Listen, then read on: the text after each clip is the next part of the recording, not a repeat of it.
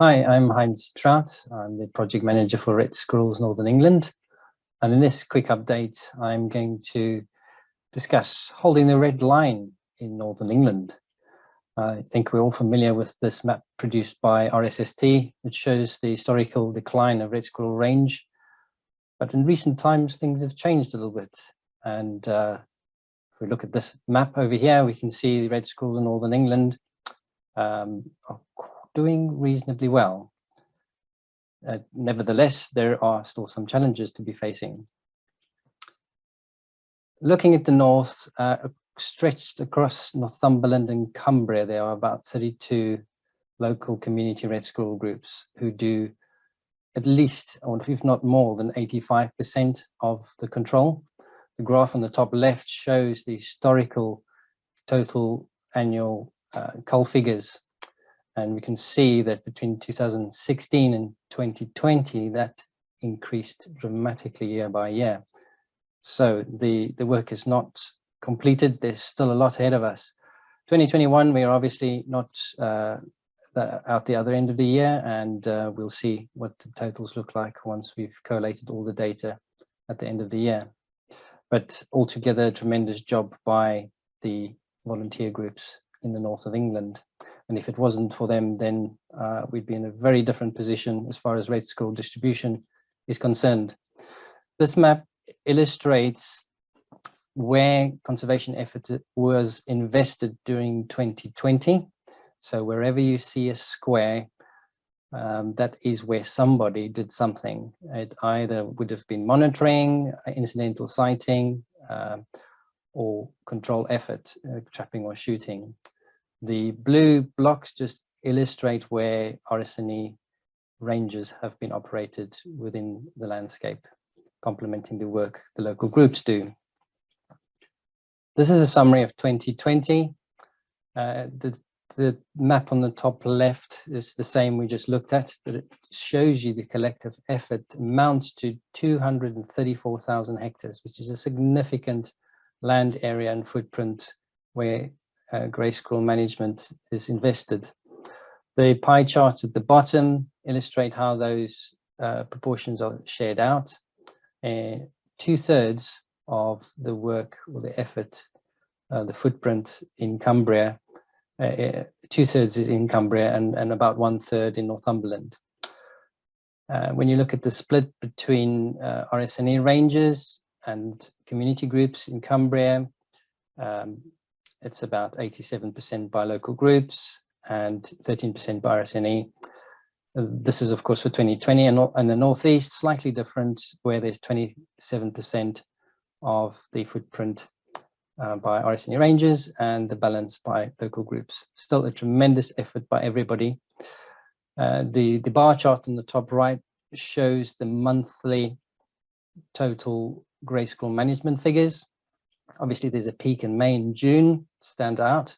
The different color bars show that shooting is the orange part and the other part is trapping. And then the map at the bottom right hand side just shows you again red squirrel detection during 2020. So a significant effort by everybody and to the benefit of our red squirrels. Now, following 2020, the spring monitoring program in 2021 gave us some interesting figures, which we will look at briefly now. There was altogether 125 people who were involved with the spring monitoring program. 76% of those were volunteers, many using their own cameras and feeders. So it was tremendous help to make it possible to do the survey this year. The outcome of the occupancy, just to define occupancy, that's the proportion or percentage of survey sites or tetrads that detected red squirrels or grey squirrels. So reds were 53.2% and grey squirrels were nearly 60% out of the 253 sites surveyed this year. These are the results over the last 9 years of occupancy of red and grey squirrels detected during the spring monitoring program. When you look at the red line, since 2015, red squirrel occupancy has been stable, which is a significant change once considering the decline, the national decline over the last century. So something's happening that's rather positive. 2020, the survey didn't occur due to obvious reasons, but the change between 2019 and 2021 is noticeable, where red squirrel occupancy has gone up, but so has grey squirrels. And I believe this is most probably due to the natural food abundance and mild winters we've been experiencing. We did change our survey methodology slightly recently by increasing the intensity of the surveys. Instead of having one survey point per site, we had 2 survey points. Instead of having 2 weeks, we ran it for 4 weeks. So we had a more accurate percentage or occupancy result that came out that can be visible from this slide. And we'll monitor and keep an eye on that as we go forward. When we split out Cumbria and Northumberland, we can see in Cumbria, red squirrel occupancy has remained stable. Grey squirrel occupancy has gone up significantly though. But the same is true for Northumberland, where it also went up. However, Northumberland, the red squirrel occupancy went up significantly. And we'll come on to the reasons for that in a minute. When we look at red squirrel strongholds, of which there are a number scattered around the north of England, the main one being Kielder on the border with Scotland, and Kylo stronghold further north. But all consistently, the strongholds are showing that red squirrel occupancy is higher within strongholds, and red squirrel occupancy outside of strongholds is slightly less at 44%. Now, the opposite is true for grey squirrels. When we look at grey squirrel occupancy outside of strongholds, it's very high, and inside strongholds, it's much lower. Now, this is what we would expect, because the strongholds were designated because of the species composition of the trees being conifer, which tend to not favour grey squirrels so much for thriving. So here we're looking at Kielder stronghold, which is the area around the bottom right where my cursor is moving. And very clearly you can see that grey squirrel occupancy has dropped and red squirrel occupancy has gone up.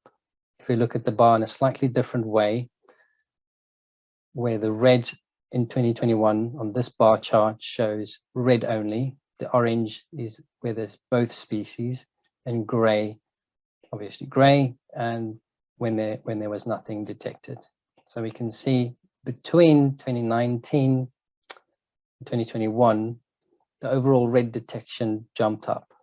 Now, I believe this is due to a greater investment of effort and funding support that was available during 2020 for Kielder as a whole. And that, combined with the favourable mast years from tree seeds and the mild winters, helped red squirrels along. We also broke down the way we looked at the results by breaking it down by group, local community group area as well. This is just one example, just to give us a bit of a finer scale result. Here we're looking at the North Tyne and Reesdale group, which is within the Kielder red squirrel stronghold. So there we can see between 2019 and 2021, there's a significant jump in the overall red squirrel detection. But grey squirrels have also gone up, although less than 2019. Now we're moving on to record keeping. We all enjoy record keeping. No, I'm sure we don't, but it's really important to keep efficient records. Otherwise, we won't be able to demonstrate those statistics which we just looked at on the previous slides. And I'm just sharing this for interest. We've recently developed a mobile phone app for squirrel sightings. There's a little QR code top left that can be scanned.